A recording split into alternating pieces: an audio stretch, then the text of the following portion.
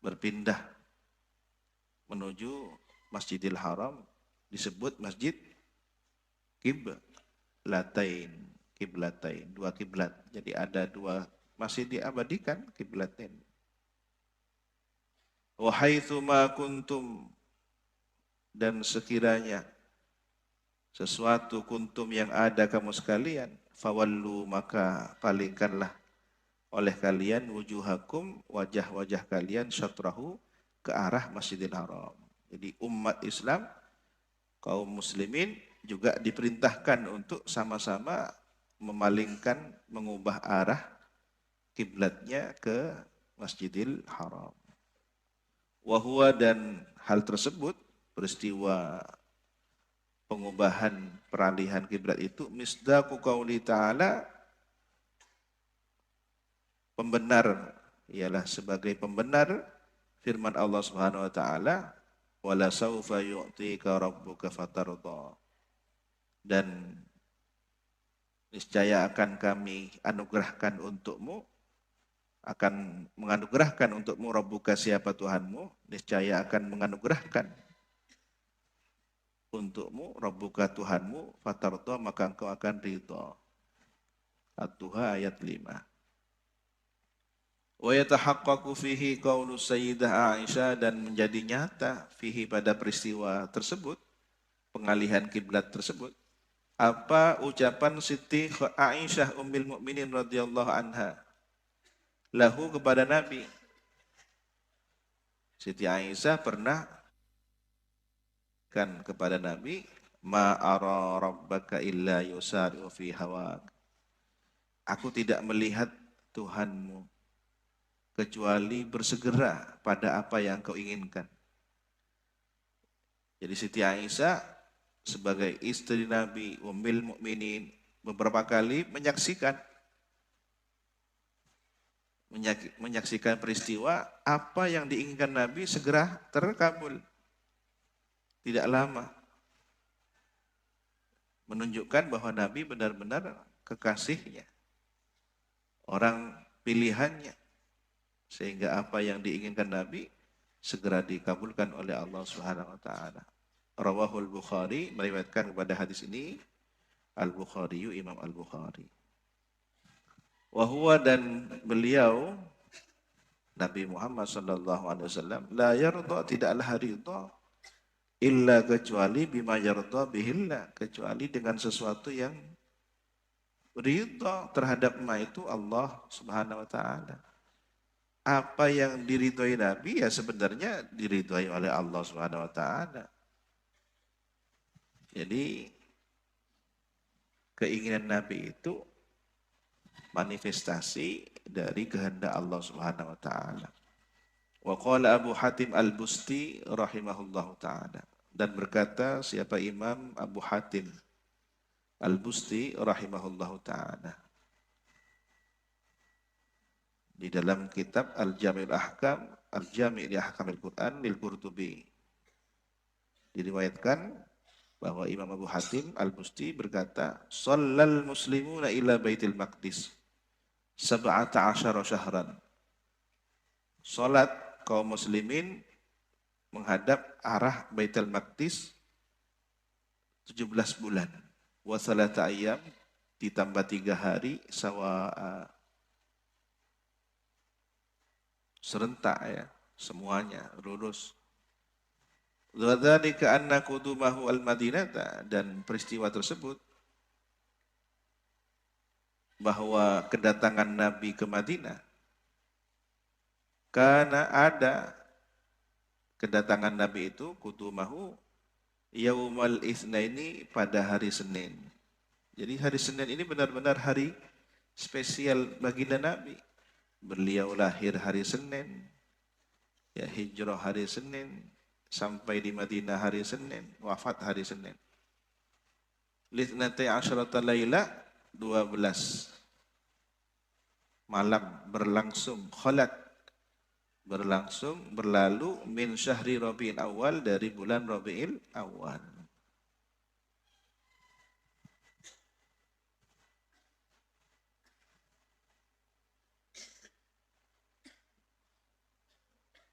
Jadi berangkat dari Mekah bulan Muharram, Safar sampai di Madinah 12 Rabiul Awal. Wa amarahu Allahu azza wa jalla biistiqbalil Ka'bati, dan memerintahkan kepada Nabi siapa Allah azza wa jalla biistiqbalil Ka'bati, dengan menghadap kiblat Ka'bah. Yaumas Tsulatsa, pada hari Selasa, linnisfi min Sya'ban, dari pertengahan bulan Sya'ban. Masuk Madinah 12 Rabiul Awal, terjadi peristiwa berubahnya kiblat pada bulan Sya'ban, pertengahan Sya'ban.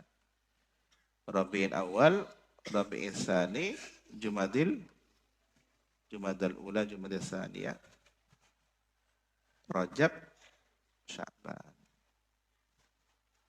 Ya, hampir 6 bulan, 5 bulan kemudian ya. Raf'ul a'mali, terangkatnya amal. Jadi pada bulan Sya'ban terjadi pelaporan amal, stempbook, laporan setahun itu dihaturkan oleh para malaikat menghadap Allah Subhanahu wa taala. Min mazaya syahri Sya'ban al-ma'rufa raf'ul a'mali fihi. Ialah termasuk keistimewaan bulan Sya'ban yang terkenal, adapun terangkatnya amal pada bulan tersebut. Wa huwa, dan adapun terangkatnya amal pada bulan Sya'ban itu ar-raf'ul akbar wal awsa', pengangkatan amal yang terbesar dan terluas. Berarti ada pengangkatan amal selain bulan Sya'ban, ada yang harian, ada yang 1 pekan. Nah, ini yang tahunan, yang terbesar dan terluas. Wa qad jaa'a dzalika fil hadis, dan sungguh telah datang keterangan tersebut fil hadis, di dalam hadis, an Usamah bin Zaid, dari sahabat Usamah ibni Zaid radhiyallahu anhuma. Qala, berkata, qultu, aku berkata, ya Rasulullah, wahai Rasulullah. Ini Usamah bin Zaid ya, kesayangan Rasulullah. Seakan pada posisi seperti cucu ya, karena Zaid ayahnya putra angkat Rasulullah. Pernah sampai menisbatkan dirinya kepada Rasulullah, Zaid bin Muhammad, sebelum kemudian dilarang karena bukan orang tua kandung. Maka Usamah ini ya menempati tempat istimewa di hati Nabi. Ketika bertanya, berkata, ya Rasulullah, wahai baginda Rasulullah, lam araka tasum, saya tidak pernah melihat engkau berpuasa, engkau min syahrin, dari suatu bulan, minasyuhur, dari berbagai bulan, ma, sebagaimana atau sesuatu, tasumu, yang berpuasa engkau min Sya'ban, dari bulan Sya'ban. Saya tidak pernah melihat panjenengan berpuasa sebagaimana puasa di bulan Sya'ban. Hari-hari yang lain Nabi puasanya mungkin Senin, Kamis, atau pertengahan bulan, Ayyamul Bid ya, 13, 14, 15. Awal bulan, akhir bulan, atau ada momentum lainnya seperti 10 Muharram, ya, Asyura, Tasu'a. Tetapi begitu masuk bulan Sya'ban, hampir sebulan penuh Nabi puasa. Qala, Nabi menjawab, dzaka syahrun, itu bulan Sya'ban itu, syahrun adalah bulan yaghfalun nas anhu, yang lalai manusia darinya. Jadi banyak orang lupa baina Rajab wa Ramadan, antara bulan Rajab dan Ramadan. Rajab ini kan bulan Ashhurul Hurum, bulan yang termasuk dimuliakan oleh Allah. Selain Dzulqa'dah, Dzulhijjah dan Muharram, ada bulan Rajab. Nah, orang perhatiannya itu ke bulan Rajab karena ada peristiwa Isra Mi'raj juga. Selain Ashhurul Hurum. Dan ada Ramadan. Maka tengah-tengahnya bulan Sya'ban sering diabaikan. Dianggap hari-hari biasa. Wa huwa syahrun turfa'u fihil a'malu ila rabbil alamin. Dan bulan Sya'ban itu adalah bulan turfa'u, diangkat fihi pada bulan tersebut al-a'malu apa? Amal-amal ibadah ila rabbil alamin, kepada Tuhan semesta alam.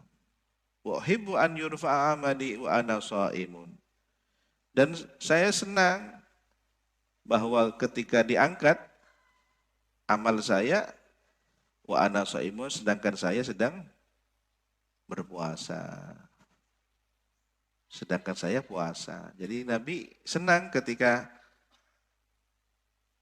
diangkat, dilaporkan amal-amal beliau. Laporan terakhir, Nabi sedang berpuasa.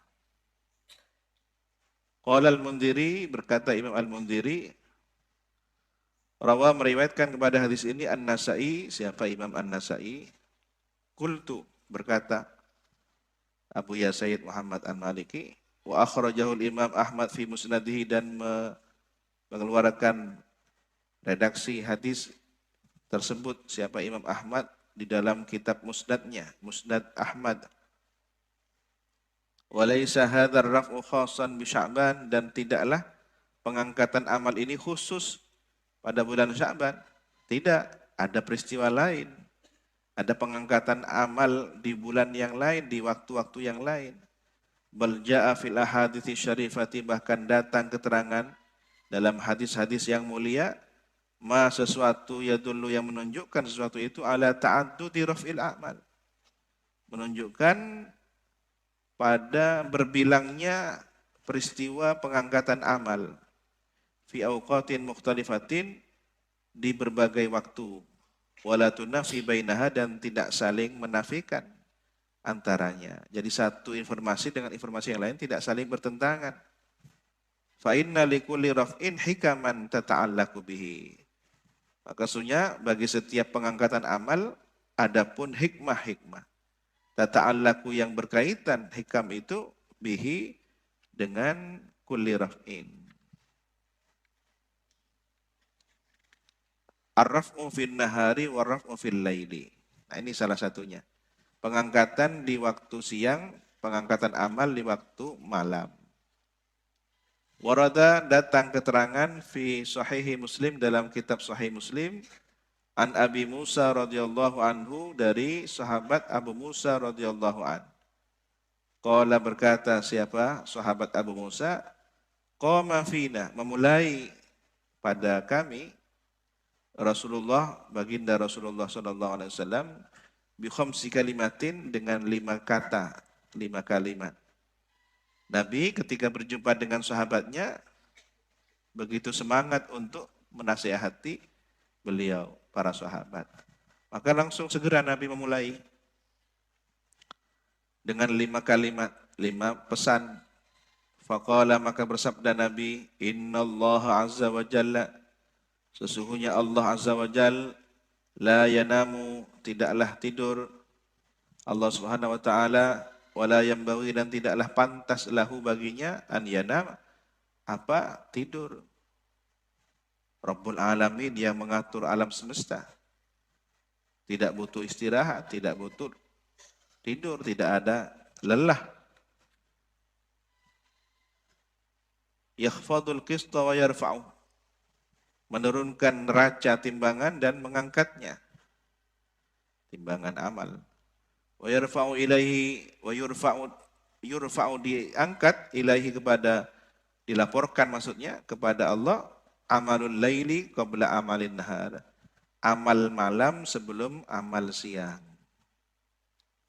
Ini nanti akan dijelaskan apa maksudnya dilaporkan amal malam sebelum amal siang. Wa amalun nahar, dan dilaporkan, diangkat, dilaporkan pada Allah amal siang, ya amalun nahar, amal siang, qabla amalin lail, sebelum amal malam.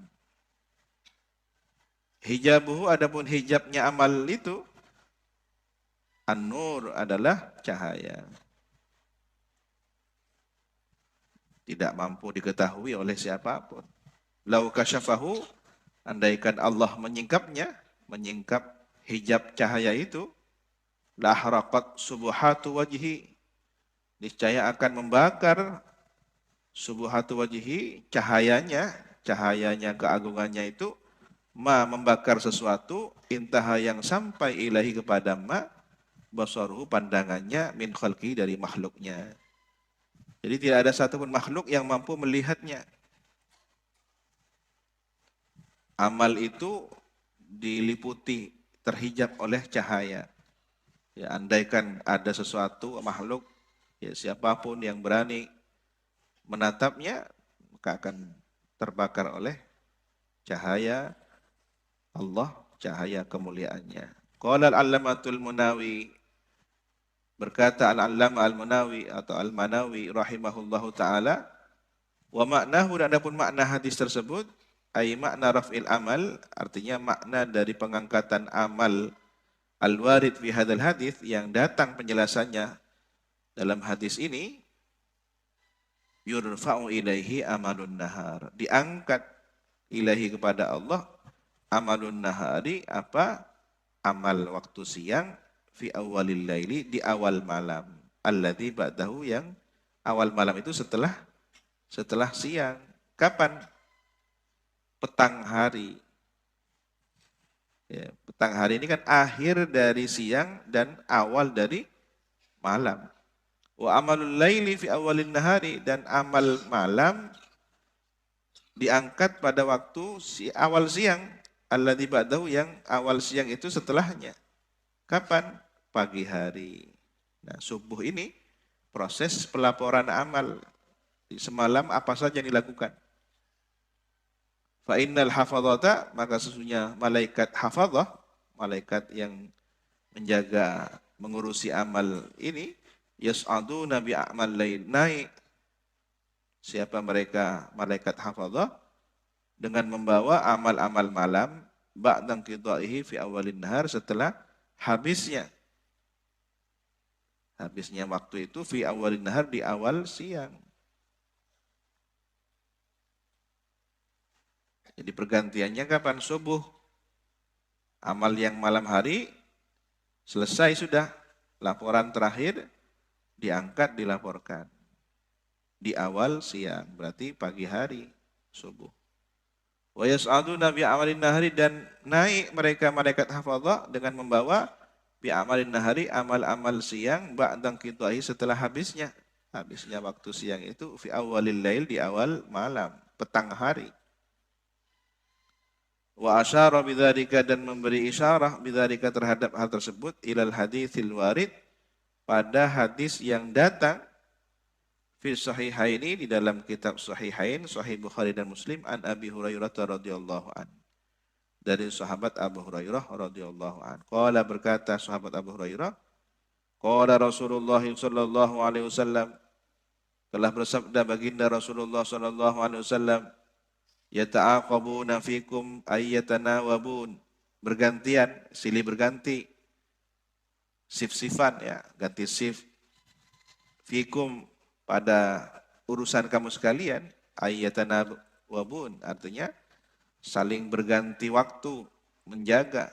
Siapa? Malaikatun bilaili, malaikat pada waktu malam, wa malaikatun binahari, dan malaikat pada waktu siang. Ada shiftnya. Semuanya disebut malaikat hafadhah. Tapi ada pembagian tugas, ada malaikat hafadhah di malam hari. Ini jenis malaikatnya, jumlahnya banyak, ya. Setiap manusia ada malaikat hafadhahnya. Wa yajtami'una fi sholatil fajri, dan mereka para malaikat hafadhah itu berkumpul pada waktu sholat fajar, subuh. Wa sholatil asri, dan sholat asar. Jadi siap-siap melaporkan sudah. Kalau yang malaikat malam kumpulnya di waktu sholat fajar. Malaikat siang kumpulnya di waktu sholat asar. Tsumma ya'ruju, kemudian naik. Siapa? Alladzina batu fikum, malaikat yang semalam mengurusi urusan kalian. Fayas'aluhum rabbuhum, maka bertanya kepada mereka malaikat malam itu, siapa Tuhan mereka? Wa huwa, sedangkan Allah a'lamu, ya lebih mengetahui bihim, terhadap mereka. Allah sebenarnya tahu, tetapi sebagai bentuk tanggung jawab ditanya oleh Rabbul Alamin, kaifa taraktum ibadi? Bagaimana kamu tinggalkan hamba-hambaku? Ini malaikat naik melapor kepada Allah. Jangan sampai ada dalam pikiran kita naiknya malaikat dibayangkan bahwa Allah ada di atas, tidak ya. Sebagaimana Isra Mi'rajnya Nabi Muhammad bukan berarti menunjukkan Allah ada di aras, tidak. Tetapi ketika secara fisik manusia atau malaikat dinaikkan ke tempat tertinggi di alam semesta ini, menunjukkan derajatnya. Sedangkan Allah Subhanahu wa taala tidak bisa dinalar secara gaib oleh logika manusia. Terbatas kemampuan akal manusia. Surga saja tidak mampu manusia menalarnya. Mala ainun ra'at wala udhunun samiat wala khatar ala qalbi bashar. Tidak pernah dilihat mata manusia atau siapapun yang tidak diizinkan. Tidak pernah didengar oleh telinga, tidak pernah terlintas dalam perasaan. Itu surga. Bagaimana dengan sesuatu yang lebih tinggi dari surga seperti Lauhul Mahfuz, Al-Qalam, Arsh, sesuatu yang sangat nyaris tak terjangkau. Lalu bagaimana dengan Rabbul Alamin? Jadi Allah ciptakan semesta ini berjenjang-jenjang, semakin luas dan tinggi tak terjangkau. Sebenarnya isyarah kepada kita bahwa perangkat yang ada dalam tubuh kita ini tidak mampu. Menggunakan teleskop saja, teleskop sebesar apa yang bisa melihat benda-benda di luar angkasa? Tidak mampu. Masih ada gugusan bintang terjauh. Ya, masih ada misteri di alam semesta seperti black hole. Ya. Ada pusaran hitam yang bisa menyedot seluruh benda-benda bahkan sebesar planet sekalipun. Nah, ini masih langit keberapa? Belum berbicara langit kedua, ketiga, sampai ketujuh. Belum berbicara Sidratil Muntaha. Jadi sekali lagi, jangan dibayangkan ketika Allah bertanya kepada malaikat, kaifa taraktum ibadi, malaikat naik melaporkan. Bukan berarti kemudian Allah di atas. Enggak. Atas bawah itu nisbi, sesuatu yang sebenarnya dinisbatkan kepada posisi manusia. Ketika bumi bulat, yang di atas kita disebut atas, padahal sedang berputar. Ya. Boleh jadi kita ini posisinya di mana? Di Asia Tenggara. Asia Tenggara ini persis bersebelahan dengan mana? Kalau di bumi. Andaikan bumi digali terus, tembus kemana kira-kira? Ya, apakah di daerah Amerika Latin atau di mana? Nah, itu versinya beda-beda. Kita yang ada di Khatul Istiwa mengatakan langit kita ya di atas Khatul Istiwa. Tapi yang di Kutub Utara mengatakan atasnya adalah yang di atas Kutub Utara. Berarti kan sudah berbeda. Qala al-Mundhiri, berkata Imam al-Mundhiri fit Targhib, dalam kitab Targhib beliau, warawahu, dan meriwayatkan kepada hadis itu Ibnu Khuzaimah. Siapa? Imam Ibnu Khuzaimah fi sahihi, dalam kitabnya Sahih Ibnu Khuzaimah. Walafduhu, dan lafaz hadisnya fi ihda riwayati, dalam salah satu riwayatnya, qala, berkata Ibnu Khuzaimah, tajtami'u malaikatul laili, berkumpul siapa malaikat malam, wa malaikatun nahari, dan malaikat siang, fi sholatil fajri wa sholatil asar, pada waktu sholat fajar dan sholat asar. Ketemu ya. Malaikat siang ketemu dengan malaikat malam di waktu sholat fajar dan sholat asar. Ini kan pergantian. Nah, seharusnya yang punya tugas bergantian sip-sipan ya belajar kepada malaikat. Misalkan yang punya tugas jaga